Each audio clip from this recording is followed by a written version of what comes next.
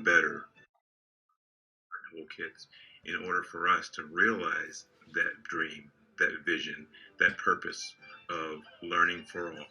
And so a conversation with Brian will be highlighting anybody, any author, in education or otherwise, who wants to contribute to making this a better place for children.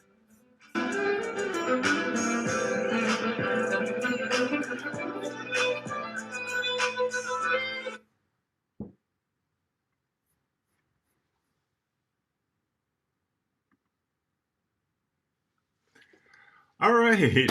Welcome to a conversation with Brian. It is actually early. It's 6:59. We are early. We have an extra minute. Um, I wanted to just say, everybody, thank you all so much for joining us tonight. I have two special guests, Tracey Hulen and Ann Bailey Lipsett, two colleagues of mine who were great friends, but also people I've learned from my former school, Mason Crest Elementary School. We were the DeFore Award, the first DeFore Award recipients, and Ann Bailey and Tracey were instrumental in helping me, in helping us really realize that dream of having all kids learn at high levels. And so, Ann Bailey and Tracey, if you could unmute yourselves, and I'll give you a thumbs up. Thank you.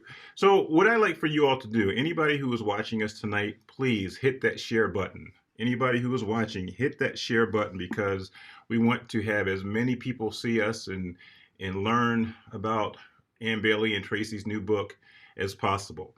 And so we're here to talk about Ann Bailey and Tracey's book, Building Blocks for Social Emotional Learning, Creating Safe, Secure, and Successful Elementary Schools. Tracey and Ann Bailey, welcome. Thank you. Thank you. And before we get into talking about your book tonight, and again, congratulations. I know it's not just a labor of love, but it really was a lot of work, a lot of going back and forth. I remember and hearing from you all and how much you've put into the book, and I really think it's going to truly be an outstanding book, not just for educators, but for parents as well. But before we get into talking about your book, talk to us about your journeys, who you are, who's Ann Bailey Lipsett, and who is Tracey Hulen, because I know our audience wants to hear from you, but then we'll delve right into your book. So, Ann Bailey, want to go first? Talk to us about your journey. Why are you here? Sure. Brian, your intro really speaks with me, because I also had a really hard time learning to read. And I feel like I wasn't and I really wanted to, and it was like all I wanted, but it was so hard and it was coming so easily to everybody else.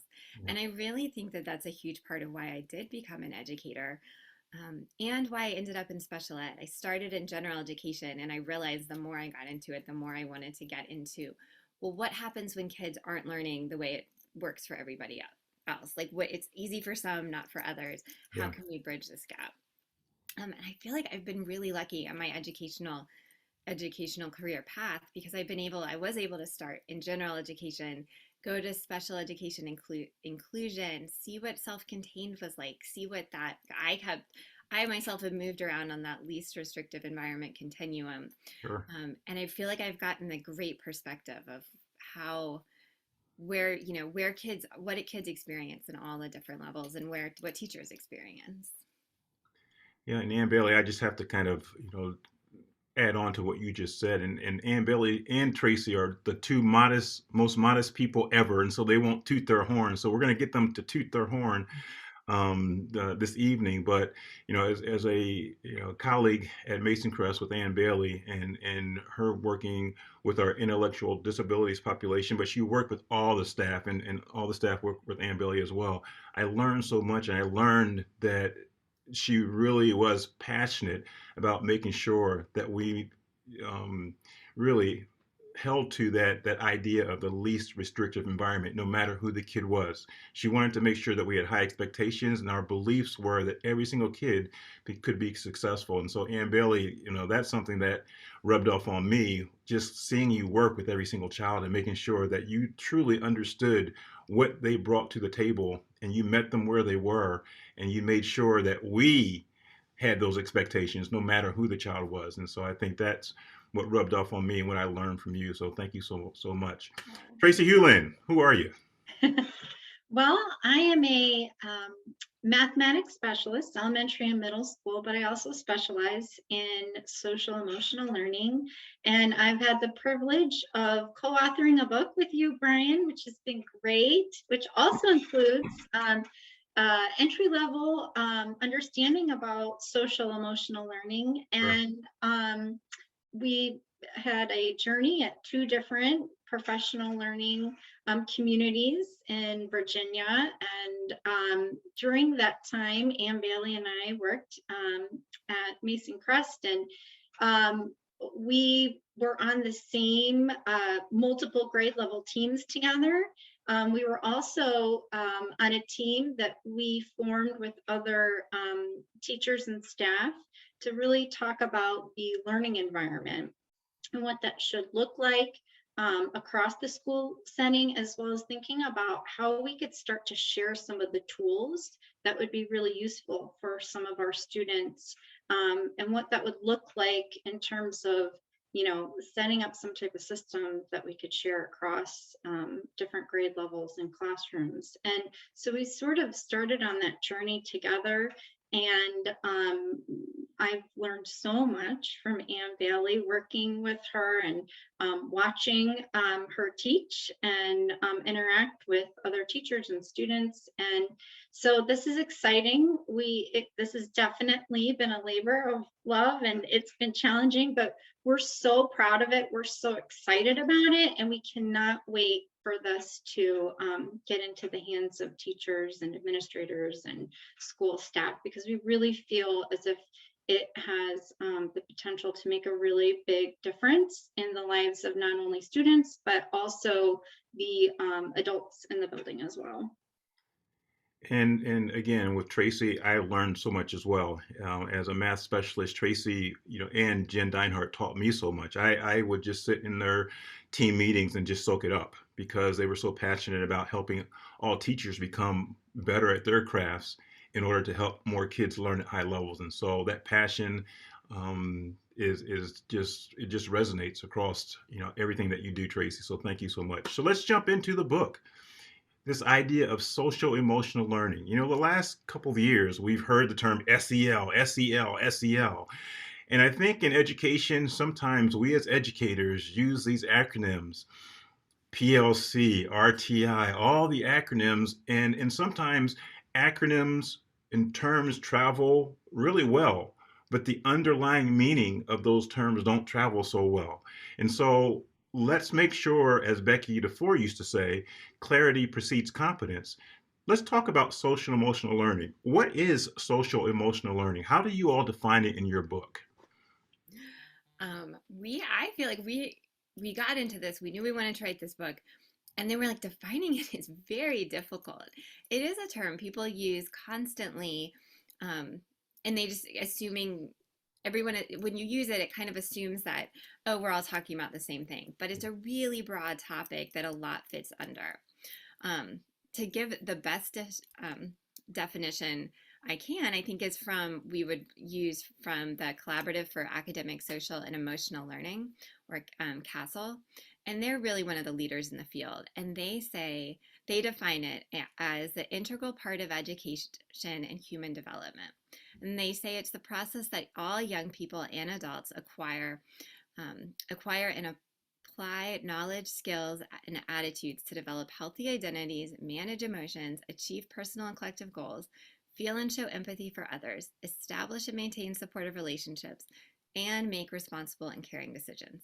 Which is, I think, as a parent, when I look at that list, like that's what I want for my child, is like to be a good human being and to be happy. So in a lot of ways, I think social emotional learning it's the aspects of ourselves as our person that allow us to connect with individuals, learn, and then apply what we learn and grow. And so, what would that look like? Because I know, we talk about the definition, but when we have to put that into practice, what would that look like in an elementary school setting? Like, when somebody says social emotional learning, what would that like if I'm a parent or if I'm just an educator, a new teacher, and I'm like, I'm not sure what that looks like. Am I just teaching SEL skills? Am I pulling kids who are, who have problem behaviors? What does that look like? It's a good question, Brian. I think there's a lot of misunderstanding about what social emotional learning is. I know years ago, and there still are many programs that involve mindset and character, and some define social emotional learning in that way. Some think primarily about the social emotional instruction versus thinking about the culture and climate and the environments of the school. So it really has many facets. And so we developed a pyramid to sort of help schools think about these different features. Popped it up on your screen. Yeah. So really the foundation is about building a positive culture and healthy climate within the school, and also creating safe and effective learning environments. That's the foundation. That's the base. So if you currently are just using skills instruction on social emotional learning and looking at those learning targets that involve social, emotional, or cognitive executive functioning skills, that's great. But you need to also look at that foundation and about setting up a positive culture, healthy climate, and safe and effective learning environments. In addition to that, you then need to think about those social emotional skills, right? And we have to think about and know as teachers, what do we want our students to be able to know and to do and to be able to apply within their everyday lives. And there are a multitude of programs out there, and they're research based and they're good, like we mentioned earlier. But many of them might just be on mindsets or might just be on character, and they might just focus on one domain. They might just focus on social skills. And we know that it's important to focus on cognitive, social, and emotional skills. So we need to look at those frameworks and decide what does it entail and what does it not entail. And so what do we need to include? And so if you're missing one of those pieces, if your program only focuses on the learning environment, that you need to think and collaborate within your school, across your school settings, to think about what is our instruction going to look like, and also how are we going to establish environments, not just within classrooms, but school-wide, the playground, the cafeteria. Think about all the different environments that our children move in and out of throughout the day. From the time they leave their home, they get on the bus, they go to their classroom, they might go to a music room, to a gym, the cafeteria, the playground, and they're going in and out of a lot of different environments. And do we have common understanding, knowledge, and a common language about what we want those environments to look like, and about the language that we're using with our students, and about how we're going to build those positive and responsive relationships with our students?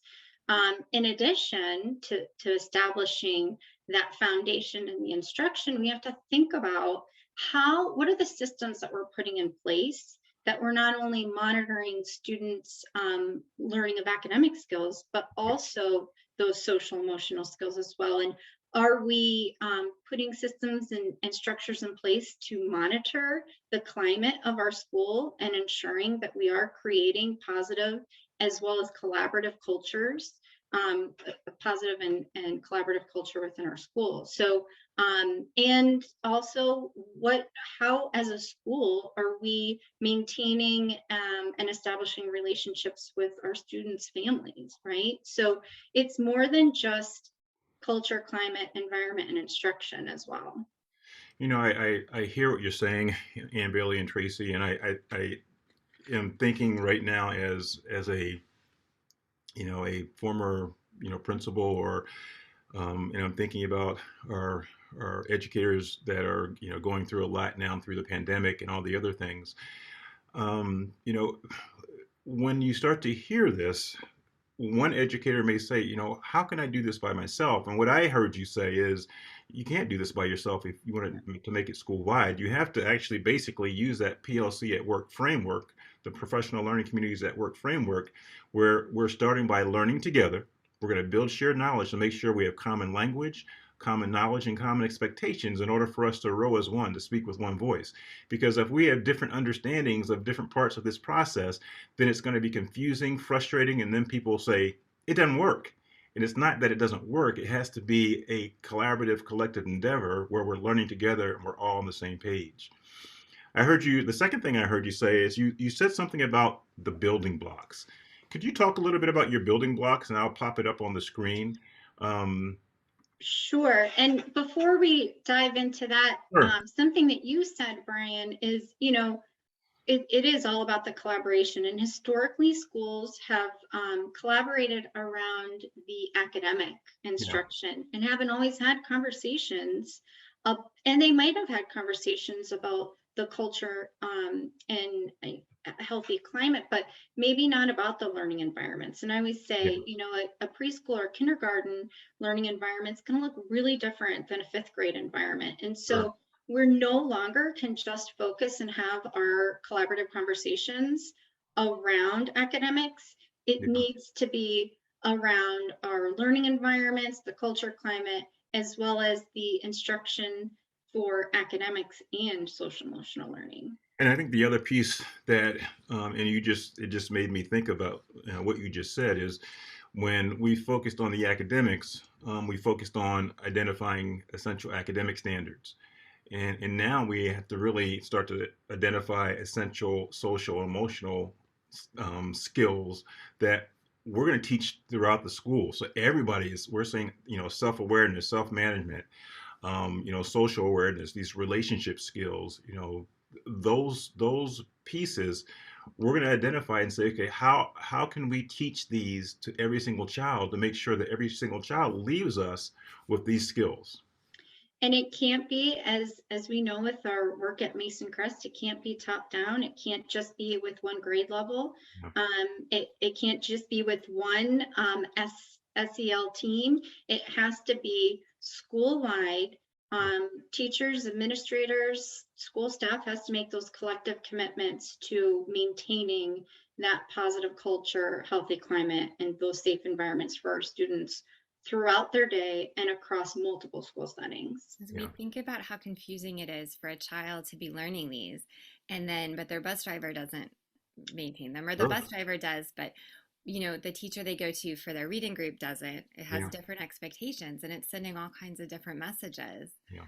to the child, along with the staff of, well, what is expected. Well, again, that idea of clarity precedes competence, and we have to be on the same page. All right, so talk to me about these building blocks, because I love the way you've laid them out, and I think it makes it very doable. But I want to hear from you all. Talk to me about what you were thinking when you created these building blocks. Sure. So one of the things that there's a like we when we went over that massive definition, there's all these different components of what social emotional learning is. They're all, we can isolate them into these little pieces. Yeah. But when we really look at those are developmental skills that come over time. They're not something that every kindergartner walks into the building ready to do all of these different pieces. And so when we spent a long time looking at the current work in the mental health, the infant parent mental health field, and the research that's going on there around the human development, and bringing in what's already in the field of social emotional learning and putting that together so that we have a much better, that this visual kind of helps us understand, like, okay, what do we need as our base? Kind of what do we need if something isn't working, if the child is having trouble making decisions? Well, do we just focus on that decision making, or do we need to see what blocks underneath might not be fully there? Yeah. So, and I love the way Tracey and I work together was so great, because I'll kind of like talk and ramble, and she's like, wait a minute, I see it, I see the visual, and she would get it down. So I love this visual that she kind of took this idea, and I was like, no, it's kind of developmental. And she's like, wait a minute, it's blocks. And it really is kind of like the if you play the game Jenga, Yeah. that you can take out a block or two and it still stands. So you don't recognize it as a tower that's going to fall over, but it's going to be a much shakier tower. Yeah. So when we look at this is really to remind us of, well, what do students need first? and they might look like they've got it all together, but what else is going on here? What down in that foundation needs to be firm before we can build on top of it? And there seems to be a lot of different versions of, these components out there. Why did you all kind of, settle on this type of framework or this visual? I think it came back to that need to be able to show the developmental nature of it. And we'd often find when I'm in a fellowship for infant parent mental health, and the mental health professionals there would say, I just want teachers to know this. Why don't they know this? Well, when teachers do know it, they'd be like, why didn't anyone tell me this before? Yeah. And when they do get it, and this sometimes it is, it's out there, they're like, oh, this works, this makes sense. And so we really just thought, and we struggled with this because what's out there is excellent. But it also doesn't capture that developmental nature that we really need to be able to understand if we're going to support all children. And we do share in our book, Castle, who we say is one of the leading sources of helping schools to embed social emotional learning. They have 5 Mhm. competencies, and in our book, we have a diagram that shows how they're integrated into our building blocks. And Stephanie Jones is sort of the leader of the ESL lab at Harvard, and they talk about 6 domains that involve cognitive skills, emotional skills, social skills, as well as they call them belief ecologies, which I deal with identity, perspective, and values, right? Like our mindsets, and we think about character building and our self-esteem, motivation, gratitude, things of that nature. And so those are also embedded into these building blocks. So we've taken ideas from them, but as Ann Bailey mentioned, since she's done so much work in the mental health field, you can see that this is woven in through our building blocks, and we're excited about that. That's awesome. And I want to switch gears a little bit because I mentioned the pandemic and teachers feeling so, really overwhelmed. There's so much on their plates right now. And I'm going to play devil's advocate. What happens when a teacher says, this is just another thing that we have to do? It's an add-on. How do you respond to that? Because again, there are so many directives and initiatives coming at teachers, and the idea that they're not able to have all their kids in their classrooms at some days, and some teachers are out some days, and it's just really a challenge right now. And so, how do you at this point in time help them understand that this is just not another add-on to their plates? So I'm going to start off, and then I'll have you, Ann Bailey, add on. I always think it's interesting. There's a lot of misconceptions. I've heard educators sort of say, "Oh, start of the year, we can't do any academics. We're just supposed to be doing SEL, right? So we can't do anything academic related." I've also heard, parents sort of say, these are skills that we're going to teach at home. And I also, social emotional learning happens. We use and apply our social emotional skills throughout our day. They don't start at home and stop at school and then start back up. We're using them. Students are using them when they're playing a game, when they're working on a project, and using their communication skills with their peers. We as educators are using them when we need to use conflict resolution or we don't agree on things, right, in our team meetings. So these are skills that we don't just enter kindergarten and we have them, right? We know students come with different experiences. Some have a stronger foundation than others. And we even know as adults, these are lifelong skills that we're continuing to build and use daily.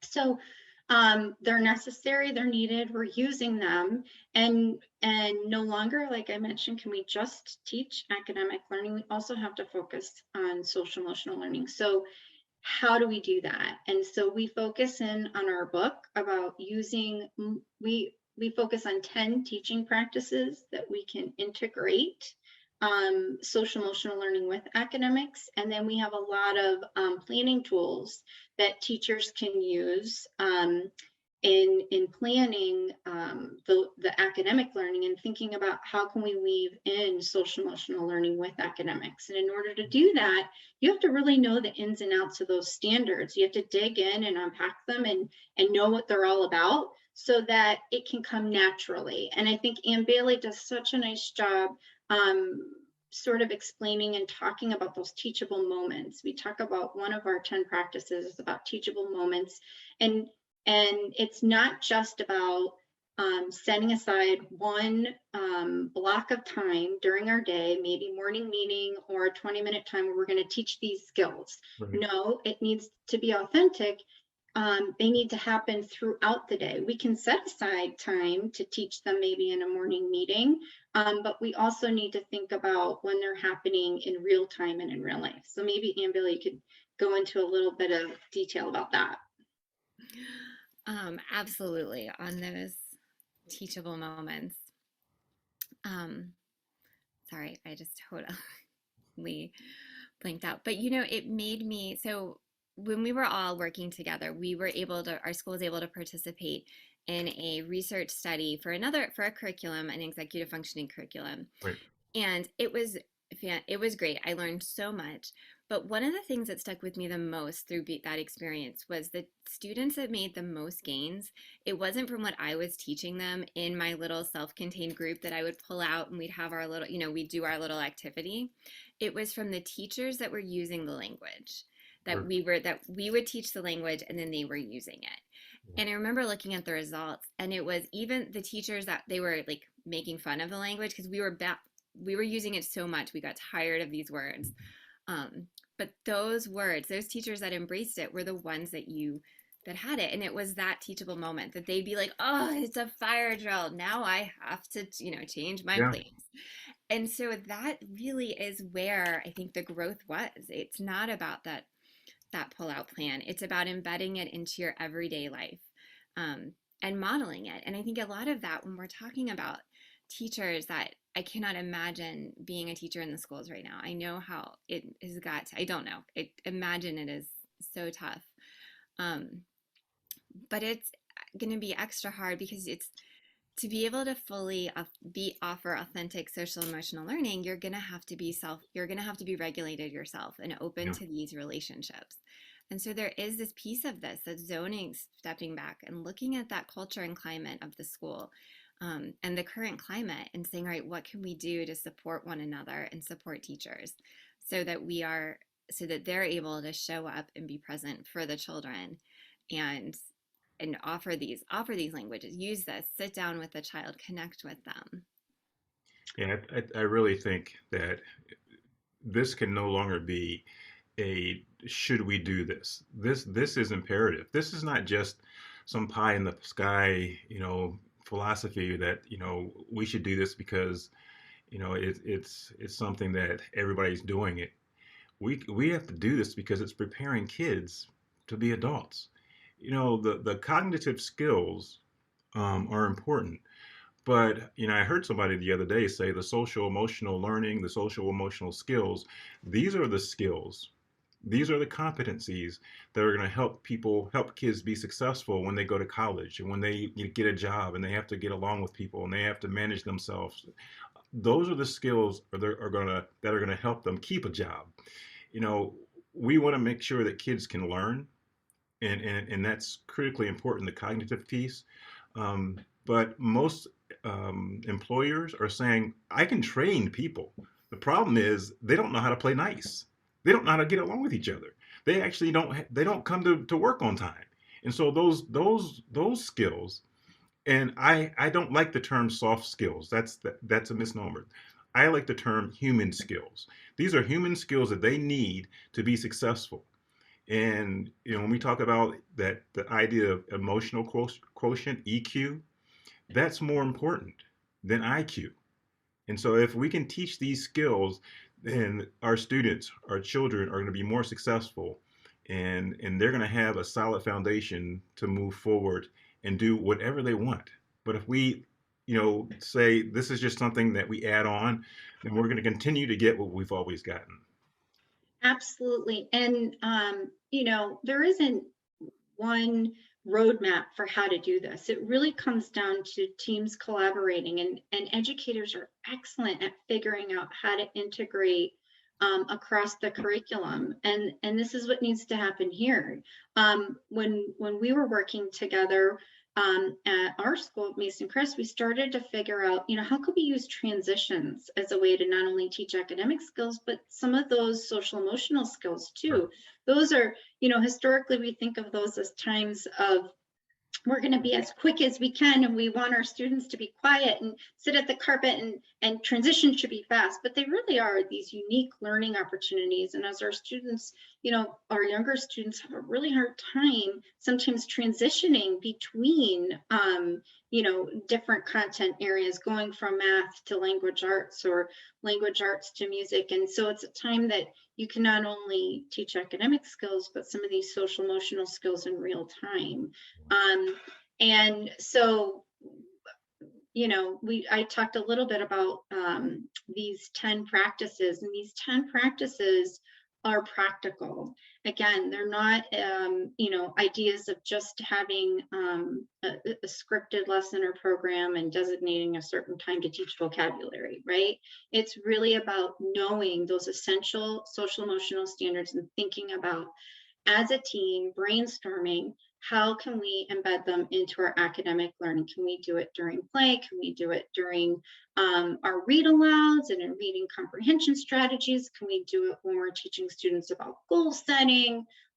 When students are engaging in partner games during math time? When can we embed them into the school day, into real time, into students' real lives? And sometimes we are going to say, we are going to teach a lesson, and these are the things that we need our students to understand about that vocabulary or the academic language. But it's also going to be authentic, and if we know those standards, then when students are engaging in conflict, we can be there as a support for our students and help guide them if we know what they are and what we want them to be able to know and be able to do ourselves, right? And Tracey, yes, you mentioned the transition. Well, all of these practices, I have to say, anytime we came up with an idea, Tracey would be like, no, that needs to be reproducible. That needs to be a graph. That needs to be something hands-on teachers can print out and use immediately.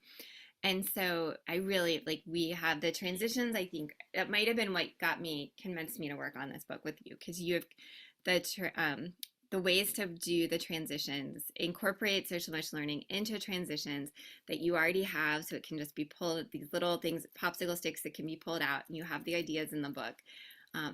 I just think it is a lot. There's a lot in our chapter 4 that has just immediate things you can do immediately. Yeah. And we sometimes react reactively instead of being proactive. And Sure. so if we sit down and collaborate and talk about what are the proactive measures we can do, and we can establish in our learning environment to differentiate for all students, really sitting back and going, wow, this is good for all students, but we might have some students we have to adapt our learning environment to as well. And that's the same with our instruction too. Not every classroom has the same set of students. So we have to be able to differentiate. And when you really know and understand those standards, you can really meet the needs of your students in real time. One of the things that I always try to think about is how can we affirm the work that our teachers are already doing? How can we help them understand that they're doing a lot of this already? Right. And so I think, in our book, What About Us? And Tracey and I and Jackie and Diane created this kind of assessment where we could, look at some of our practices that are in our book, and have teachers assess whether they're doing this, they're kind of doing this, or they need to start doing this. And a number of times when we talk to people, they're like, we're already doing this. And we're like, yeah, you're doing a lot of this stuff already, right? And so our goal is to make sure it's school-wide. Don't hide it. Don't hoard it just for you, individual teacher or individual team, Be willing to share your practices so it can really become a school-wide process and we're all on the same page. And we're not saying all teachers have to do the exact same things, but we're saying if you're finding something that's working, then share with your teammates, share with your colleagues. That's what it's really important for us to, you know, really take collective responsibility for every single child because now they're all of our kids, not my kids, your kids. They're all of our kids, and we're going to share so we can make sure that every single child gets there. Right. And as we've mentioned before, historically, our conversations are around academics and not always Yep. around building relationships around the learning environment and promoting, you know, positive cultures and healthy climates. So we have to find time, and time for teachers is always an issue, right? And Yep. so if we can think about ways that we can integrate our discussions into our discussions around academics, that's going to be important. So we recommend that, you know, administrators and teams really set aside collaborative time to have these important discussions at the beginning of the year and throughout the school year. All right, we have 2 questions left, and we only have 10 minutes left, but this has been great. I really do appreciate you all coming on because again, this is going to be a great book, and I think it's going to do a lot of good for a lot of teachers, a lot of students, and a lot of schools. Um, this all sounds great. Again, I'm going to be devil's advocate. How do we assess this? How do we assess social emotional learning? How do we assess these skills? Do we create goals? What does it look like? We really struggled. Well, not maybe not struggled, but we really went back and forth on how to write about assessment because there's a lot of current social emotion or emotional assessments out there, so behavior rating scales that have a lot of meat behind them, but they're not necessarily going to be reflective of what you're doing in the classroom right then. Right. And then it's also would be easy to kind of come up with, as your own solo teacher, come up with some sort of checklist. Oh, I taught this. Did they get it? But whether or not that means if they got it on paper that they're actually going to go home and do it Sure. is different. And then also as a solo teacher, are you really looking at all the developmental practices, all of the different pieces that are there? And so I think I'm really proud of how we did this, probably because we struggled so much and went back and forth and debated so much. But really, it's so much of this, the assessment piece does need to come from that collaborative team where you're sitting down and saying, okay, not just what are we going to assess, but what are we going to do with this information that we're assessing? Right. And that this has to be meaningful. It can't just be whether or not they learned it for the report card grade, but are we building on this? Are we reflecting? Or do we notice there's a problem, something wasn't being done? And then using that assessment piece, that knowing what you want to use, your ultimate goal with that number, creating, or with the results, creating the assessment around that. And it might have to be something that you're looking at, well, are we going to see if the student did it once? Well, just because they did it once doesn't mean they'll do it every time. Right. With social emotional learning. So looking at, well, are you going to do it? Do a checklist I've seen them do it 3 times. Should it just be one teacher's opinion of seeing whether or not the child did it, or should you as a team be like looking on the playground to take the check marks and see how it goes? So really a lot of this is looking at your team, having that conversation. Well, what is developmentally appropriate? And then a big piece of that is after you've assessed, come back as a team. And we do this for academics. We look at that data. We like, what does it mean? What did we not teach well? But you have to do that for social emotional learning too. And I think part of that is because you need to look at patterns. Well, what about those kids that did really well? What do they have in common? What about the kids that didn't do well on this assessment? And then you have to be reflective on what you were asking on the assessment, because sometimes you'll find that all of the children who did poorly were the youngest kids in the grade. Well, then that tells us that maybe the skill we're asking is not developmentally Sure. Appropriate, or that all of the kids that did poorly are all from one cultural background. Well, then maybe the skill we're asking isn't an appropriate skill for everyone. Like, we're coming at this with some bias, and we need to have some conversations around whether what we're actually looking for. Oh, go ahead. No, go ahead. Well, and I was just gonna say, we do talk about, ways that teams can develop common formative assessments to help determine what students know, what they're able to do, but also using that as a way to say, wow, my students did really well in this area, and having those conversations. What did you do in your classroom? We talked about doing this, but like, wow, tell me, what did you do? I thought I was doing the same thing. Well, oh, I didn't do it that way. Maybe I'm going to try this next time. So it's about being transparent with one another, having conversations, figuring out, well, that didn't go so well, or well, your students are doing really well in this area, and mine are struggling, and using assessments more in that way Sure. to help with our teaching practices. So like Aunt Bailey said, this is a tough one. And I think using research to go back as you're creating some of these assessments, and making sure that they are developmentally appropriate is huge. And so tapping into Castle and some of the research that's out there will be really important, because we want to make sure that we get this right. This is too important, Yeah. and we don't want this to not be meaningful and authentic. And so in order to get it right, I really do think that we have to not only pull on the experts in this field, but also our community members, right, and those families, and bringing them to the table as we're starting to look at social emotional learning, and establishing curriculum and framework. They should be part of the discussion, in helping to support our students, as well as the adults in the building. You said something that was really important. You're saying that, and again, we're not great at this, but really now making sure that we bring parents and have that voice into the conversation, because we really want to make sure that we're situating the learning in the lives of our students, right?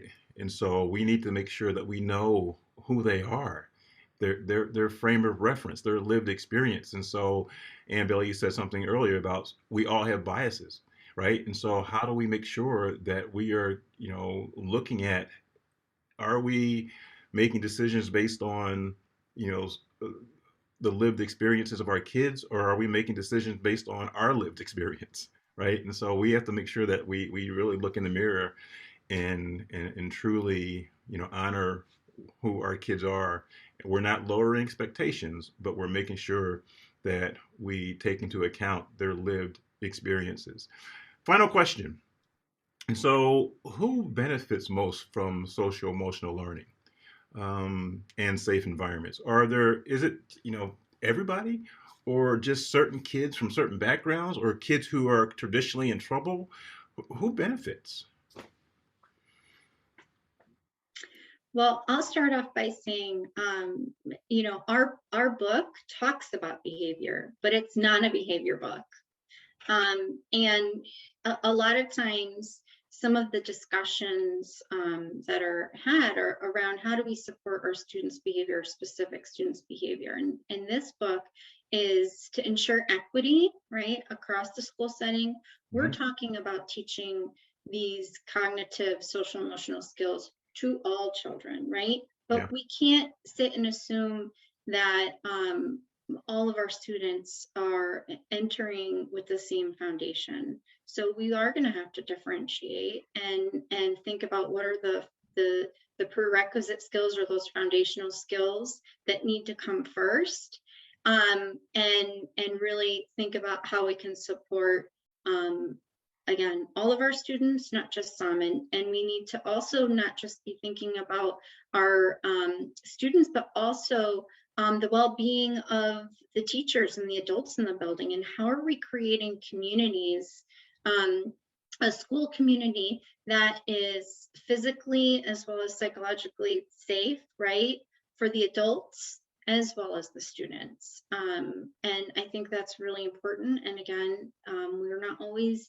tapping into these areas or having these conversations with each other. And that's important. We need to be able to sit in our team meetings and honor our differences, but also think about how we're going to work collaboratively and come out feeling safe in our environment, right? Yeah. And that's hard, be feeling safe, but also being transparent and being willing to be humble and listen and get feedback, right, from our peers as well. So I think it's for all community members within the school. Thank you, I Tracey. think about this a lot, Brian. I can still see the room at Mason Crest where I think you and I got into it because we were talking about some child and I was like, oh, but his poor background, he needs more. And you were like, no. You're like, stop looking out the window, Ann Bailey, and start looking in the mirror. Like, you need, like, what can you do? I don't want to hear about the background. And I was like, but I need to know the background, so I need to know the decisions I'm going to make to support him. But no, you were right. We create this safe learning environment for everyone. And instead of just saying, oh, I think they're from trauma, I think they have trauma, we're going to do a small little loving, like this loving group. Well, that's again coming back to making these assumptions about kids and not others. Like, we need to do it for all kids. Yeah. Everyone should go to work and school in an environment that they feel safe to take these risks. Sure. And everyone should have this opportunity to have this learning. It shouldn't just be kids that we're assuming are from trauma. And I think right now, what I'm hearing there are a lot of groups that I love trauma informed instruction or trauma informed care, all of this. But it's not something we should be doing that we're saying, oh, I think this kid's going to need that extra piece. Yeah. There's kids that will need it differently, but it shouldn't be a tier 2 or tier 3 intervention. It needs to be for everyone in the school. And I think, again, there's two pieces to this. One is we want to know the kid's background because that gives us context, right? And so we can plan accordingly. But that background should not make us lower our expectations of those children, right? And so sometimes we lower the expectations saying they came from this, this part of the town, or they don't do this, and or their parents are this. And so we lower our expectations, and that's kind of that soft bigotry. And we don't want to do that. We want to know kids. We want to know their frame of reference. We want to know who they are. We want to know their lived experiences, and we plan accordingly for each child, no matter who the child is. And so that the other buzzword we hear a lot now is equity. Equity is not race. Equity is fairness. Equity is knowing who that kid is, right? Equity is meeting the child where they are, knowing who they are, and knowing where they come from, and really helping them reach levels where we would want our own kid, right? And so that's what we want for every single child. I think oh my goodness, we are overtime, but this is awesome. This has been awesome. We're going to have to do a part 2 with you two because this has been so great. I really do appreciate you two coming on. Please hold on. Don't leave me for a second. I want to just have my audience realize that in 2 weeks, we're going to have a special guest, another special guest. Her name is Katie White, and take a listen and look at Katie White.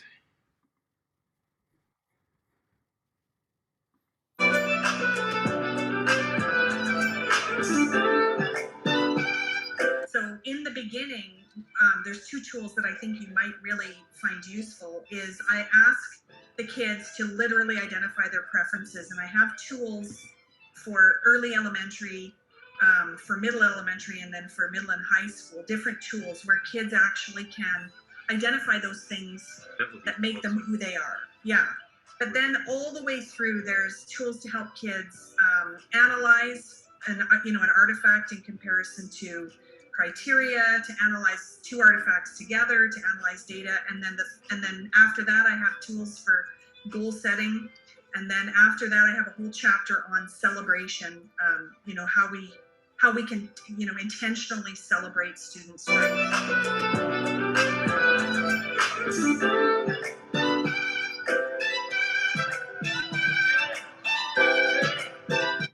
So 2 weeks from now, January 26th, on A Conversation with Brian, we will have Katie White, my Canadian sister, will be joining us. She is wonderful. Ann Bailey and Tracy, before we leave, I want to start a little thing that I want to do at the end of each show. I'll ask each of my guests just to give me a word for their colleagues out there who are going through a lot, but we want to make sure that although we support them and we understand what they're going through, we still don't want to lower those expectations. But what would you say to your colleagues who are working in the trenches, who are really just still fighting the good fight and making sure that they're showing up every day to help every single child reach their potential? I think you are doing good things, showing up and being there in this period of just absolute craziness. You are doing good things, and that's what these kids need right now, is that relationship with you. So thank you so much. Thank you. Yeah, relationships, right, with your students, with the families that you're working with, as well as your colleagues. Building relationships are key, and they're necessary, and we're not in it alone. We're in this all together. Tracy and Ann Bailey, building blocks for social emotional learning, creating safe, secure, and successful elementary schools. Thank you so much for joining me. Thank you for being my first guest on A Conversation with Brian. You are excellent, and I appreciate you all so much. I've learned so much from you all as colleagues, as friends, and Godspeed. Thank you all so much. Thank you. Thank you so much.